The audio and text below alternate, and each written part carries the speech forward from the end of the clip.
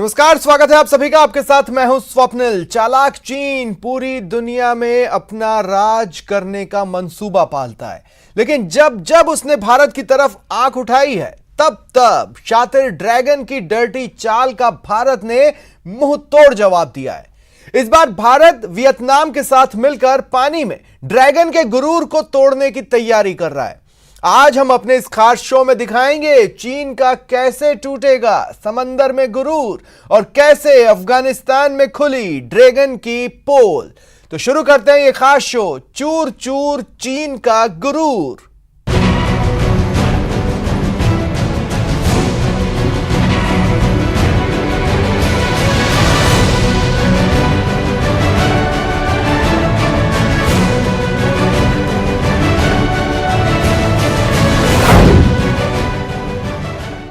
चीन के राष्ट्रपति शी जिनपिंग दुनिया भर में अपनी हुकूमत का परचम लहराने के लिए लगातार साजिशें बुन रहे हैं। इसी गुरूर में चूर होकर जब चीन ने भारत के गिरेबान में हाथ डाला तो उसे मुंह की खानी पड़ी। अब भारत ने चीन को उसी की भाषा में जवाब देने के लिए समंदर में मोर्चाबंदी की है, यानी चालाक चीन को अब उसी के घर में घुसकर चुनौती देने की तैयारी है। भारत ने खोला मोर्चा।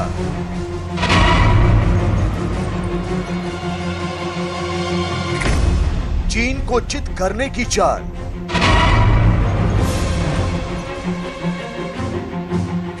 SCS में भारत की हुंकार।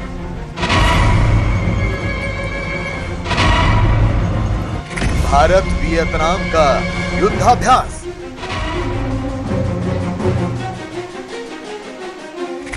समंदर में चीन पर लगाम।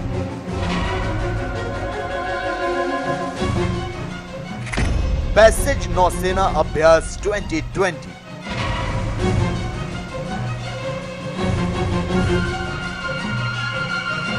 LAC पर भारत से उलझकर चीन ने वो गलती कर दी जिसकी सजा उसे बेहद महंगी पड़ रही है।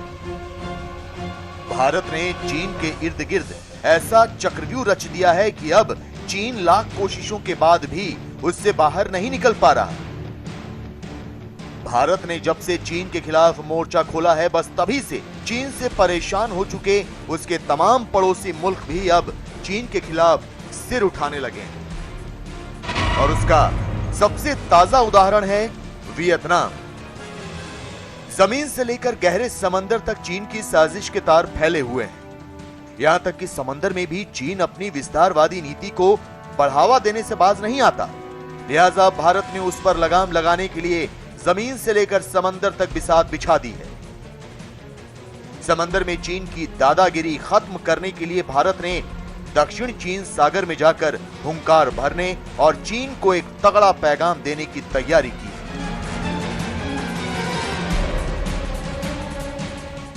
चीन को तगड़ा सबक सिखाने में जुटे भारत ने उसे जोर का झटका बहुत जोर से देने के लिए दक्षिण चीन सागर में जाकर चीन के सबसे कट्टर पड़ोसी दुश्मन देश वियतनाम के साथ हाथ मिलाया। और भारत की नौसेना ने वियतनाम की नौसेना के साथ मिलकर एक युद्धाभ्यास करने का प्लान तैयार किया, जिसे पैसेज नौसेना अभ्यास 2020 का नाम दिया गया है। और इस अभ्यास में भाग लेने के लिए भारत का युद्धपोत INS किल्टान वियतनाम पहुंच भी चुका है।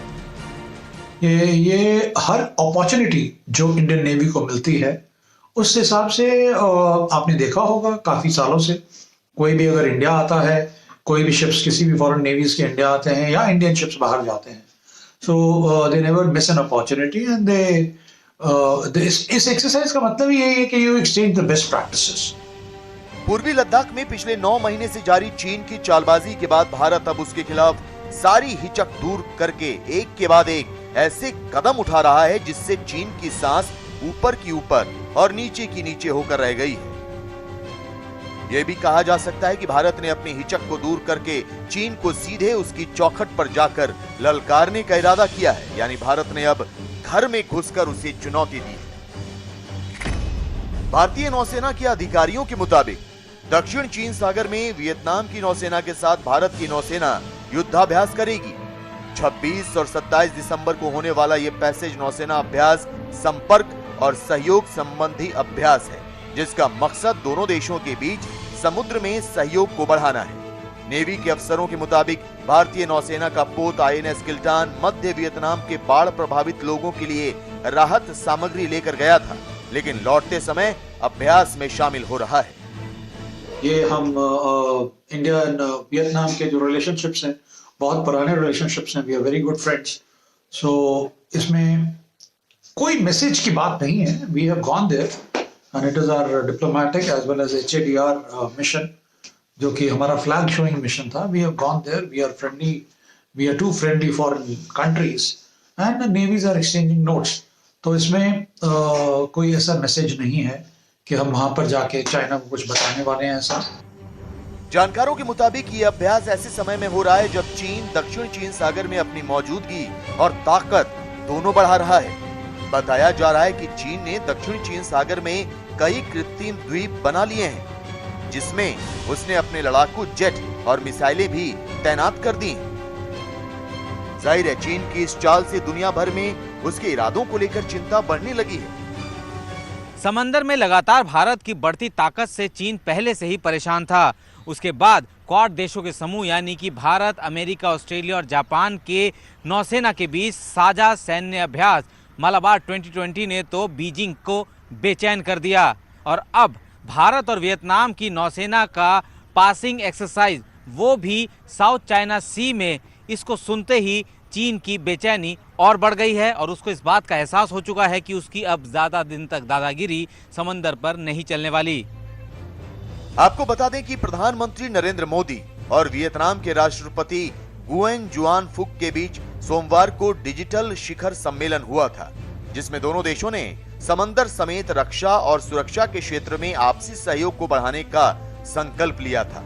इसके अलावा दोनों देशों के बीच आर्थिक, सांस्कृतिक और रणनीतिक संबंधों को भी गहरा करने की बात दोनों नेताओं ने की थी।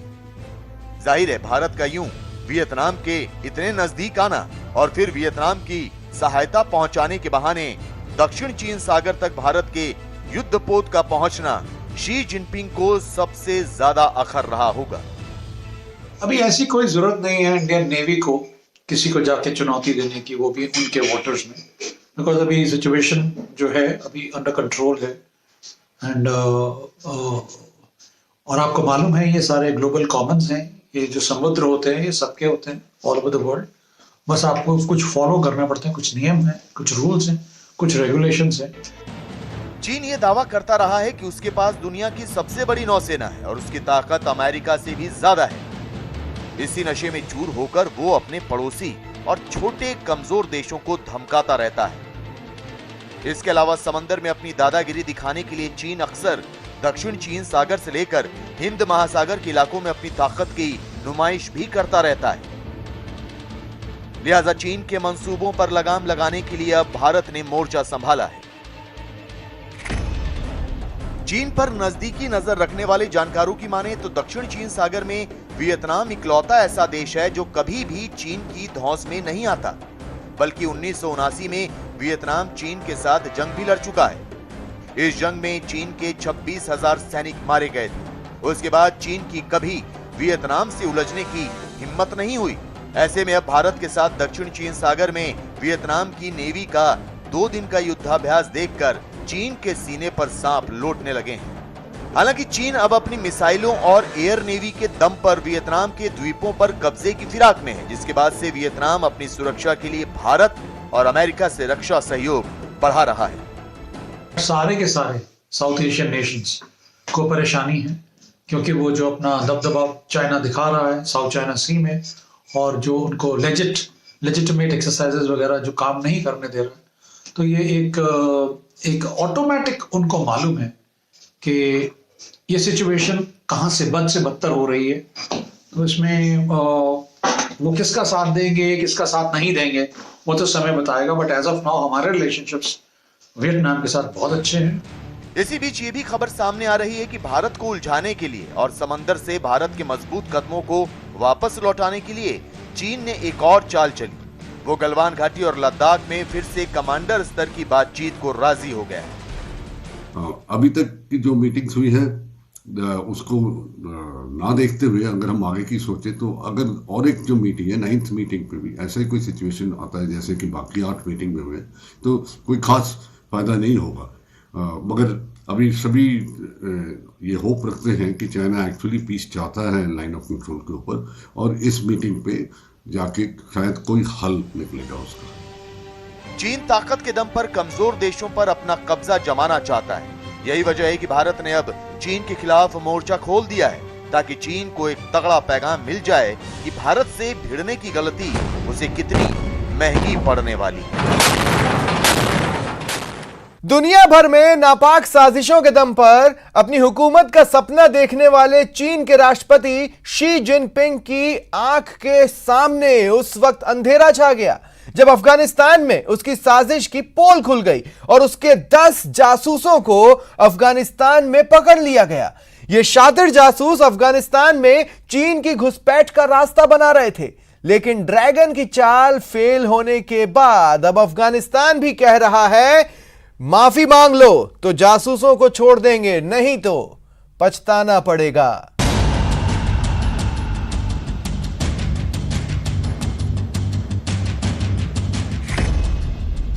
अफगानिस्तान में चीन की चाल।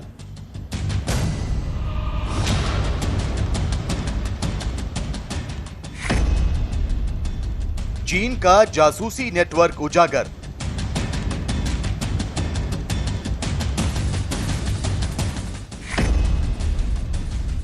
पकड़े गए चीन के 10 जासूस।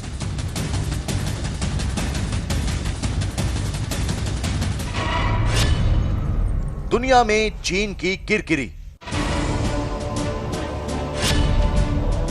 पाकिस्तान की जमीन पर नजरें गड़ाए बैठे चीन के राष्ट्रपति शी जिनपिंग की नजर अब अफगानिस्तान पर लग गई है।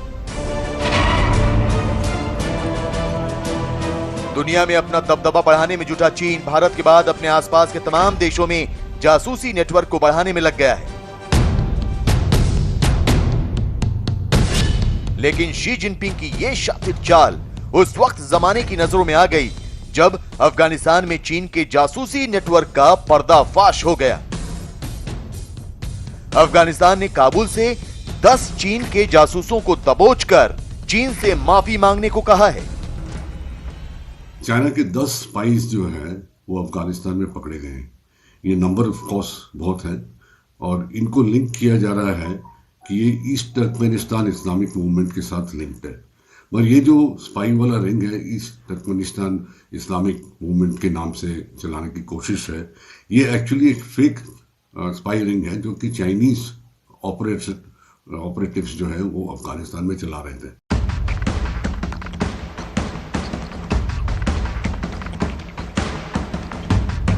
अपनी विस्तारवादी नीति के तहत चीन पूरी दुनिया में अपने नाम का दबदबा बढ़ाने में लगा हुआ है।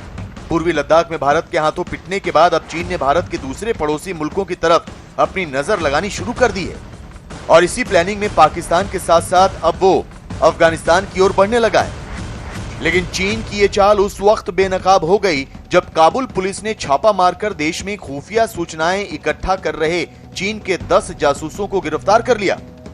सूत्रों के मुताबिक अफगानिस्तान की आंतरिक सुरक्षा में लगे नेशनल डायरेक्टोरेट ऑफ सिक्योरिटी यानी एनडीएस ने जासूसी और आतंकी गतिविधियां करने पर 10 दिसंबर को चीन के 10 लोगों को पकड़ा। पकड़े गए सभी लोग चीन की खुफिया एजेंसी के एजेंट्स बताए जा रहे हैं। लेकिन चौंकाने वाली बात यह है कि पकड़े गए जासूसों में से 2 लोग आतंकी संगठन हक्कानी नेटवर्क के संपर्क में थे। ये वही हक्कानी नेटवर्क है जिसे तालिबान का खूंखार चेहरा माना जाता है। सूत्रों का कहना है कि अमेरिका की सेना की अफगानिस्तान से वापसी के बीच चीन बड़ी तेजी से वहां पर अपनी घुसपैठ करना चाहता है। ऐसे में जासूसी नेटवर्क का पर्दाफाश अब चीन के शी जिनपिंग के लिए शर्मिंदगी का सबब बन गया है। अफगानिस्तान में चीन यूं ही अपनी घुसपैठ नहीं बना रहा, बल्कि सूत्रों से मिली खबरों पर यकीन किया जाए तो चीन के अधिकारियों ने अफगानिस्तान की सरकार पर प्रभाव डालकर चीन के लोगों के खिलाफ दर्ज मामलों को दबाने और चीनी नागरिकों को छोड़ने की मांग की। और इन ऑपरेटिव्स के साथ लिंकेज है अलकायदा का, लिंकेज है हकानी ग्रुप का। तो इनका एक्चुअल मतलब ये था कि इस टर्कमेनिस्तान इस्लामिक मूवमेंट जो है उसको समहाउ और द अदर डिस्क्रेडिट करना, क्योंकि चाइना इस मूवमेंट के जरिए जो उइघुर पॉपुलेशन है इनके उइघुर रीजन में, उनके ऊपर अत्याचार करता रहता है। उधर जासूसी नेटवर्क का पर्दाफाश होने के बाद अफगानिस्तान के राष्ट्रपति अशरफ गनी ने मामले को गंभीरता से लेते हुए जांच की निगरानी का जिम्मा प्रथम उपराष्ट्रपति अमरुल्लाह सालेह को सौंप दी है।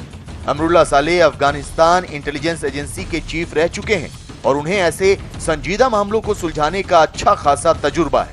लेकिन अफगानिस्तान ने चीन को चेतावनी भी दी है। चीन के जासूसों के पकड़े जाने वाले मामले की छानबीन का काम हाथ में लेते ही अमरुल्लाह सालेह फौरन एक्शन में भी आ गए। अमरुल्लाह सालेह ने काबुल में तैनात चीन के राजदूत वांग यू से मुलाकात करके उन्हें चीन के नागरिकों के हिरासत में लिए जाने की जानकारी दी। सूत्रों के मुताबिक अफगानिस्तान ने चीन के राजदूत से साफ साफ कहा है कि अगर चीन इस मामले में माफी मांग लेता है तो वो पकड़े गए लोगों को क्षमादान दे सकता है, लेकिन अगर ऐसा नहीं हुआ तो अफगानिस्तान के कानून के मुताबिक कार्रवाई की जाएगी। मीडिया में छपी रिपोर्ट की ये सुर्खियां गवाह हैं कि चीन ने किस कदर अफगानिस्तान में अपने पैर जमाने का रास्ता तलाश लिया है, कभी सेना की गश्त के तौर पर तो कभी उसके कारोबार की बदौलत। चीन किसी भी सूरत में अफगानिस्तान में अपनी पैठ बनाने की फिराक में लंबे समय से लगा है। अफगानिस्तान में पकड़े गए चीन के जासूसों का मामला सामने आने के बाद ये बात पूरी तरह से साफ हो गई है कि चीन कैसी कैसी साजिशों के जरिए अपने पड़ोसी देशों का सिरदर्द बनता जा रहा है। तो एक तरफ भारत और दूसरे छोटे देश चीन की हर चाल को फेल कर रहे हैं, उसे असली आईना दिखा रहे हैं, तो दूसरी तरफ चालाक चीन दोस्ती के नाम पर भारत के पड़ोसी देशों पर डोरे डाल रहा है। लेकिन भारत एक सच्चा पड़ोसी का धर्म निभाते हुए अपने मित्र देशों को ड्रैगन की डर्टी चाल से सावधान कर रहा है। चीन का नया चक्रव्यूह।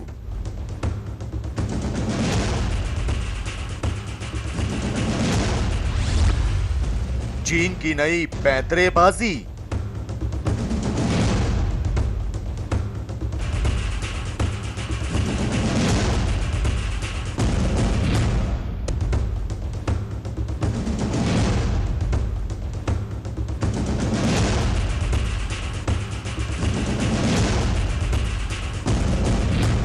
Nepal is free to exercise its choices in international affairs, but it should stay vigilant and learn maybe some cases from Sri Lanka and other nations which have also signed agreements with other international countries.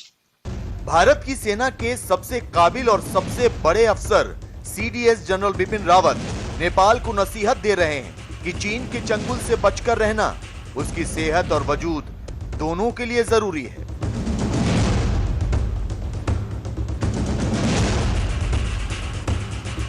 8 महीने पहले गलवान घाटी की ये तस्वीरें जब जब चीन के राष्ट्रपति शी जिनपिंग की नजरों के सामने आती हैं, उनके सीने पर हजारों सांप लौटने लगते हैं और उनका जख्मी कलेजा और भी ज्यादा टीस देने लगता है, क्योंकि यही वो तस्वीरें हैं जिन्होंने चीन की लाल सेना और शी जिनपिंग के गुरूर को हिमालय से उठाकर समंदर की गहराइयों में ले जाकर डुबो दिया।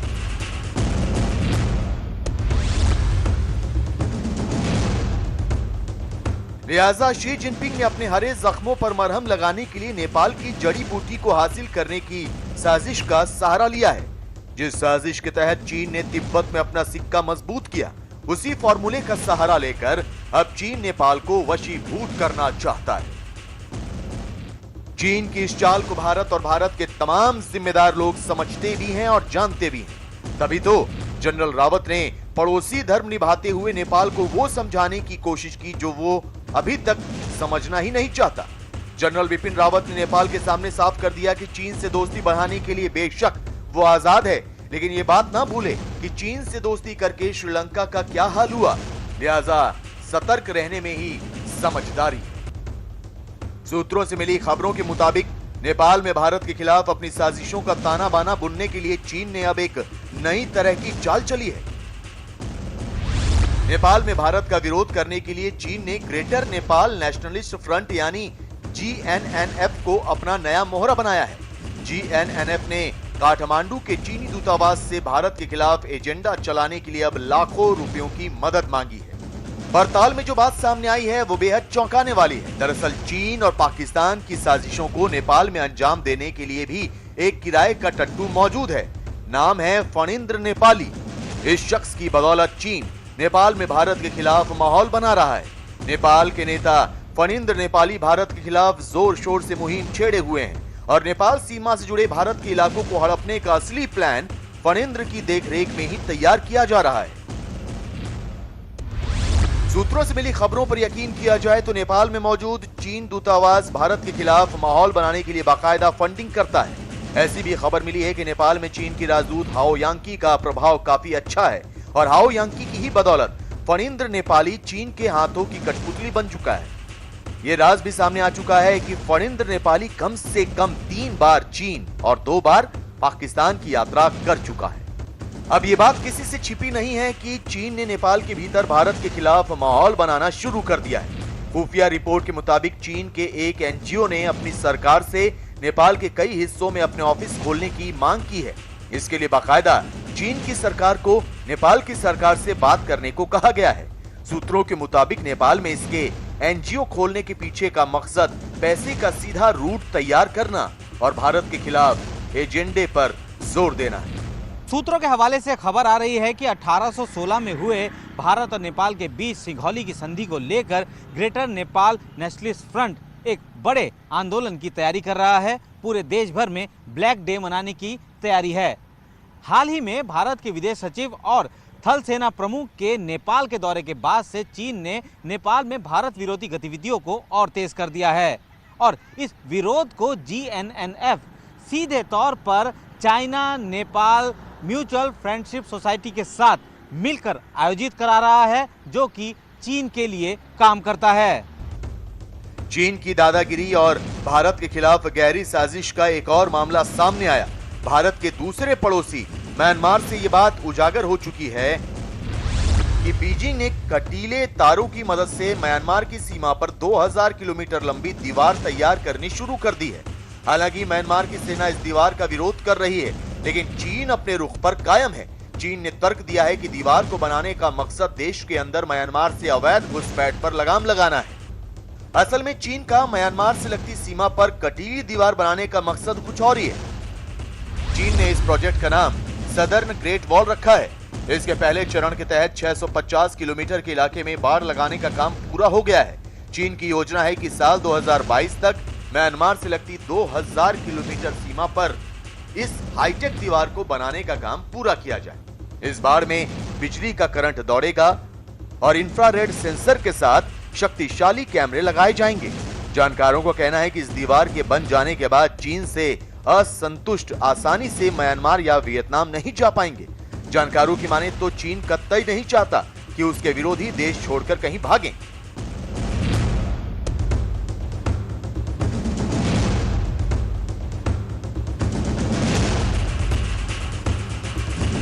साफ है, चीन की ये चाल उसकी विस्तारवादी साजिशों का ही नतीजा है, जिसमें उसने फिलहाल उन पड़ोसियों को चुना है जिनके जरिए वो भारत को ज्यादा तंग कर सकता है।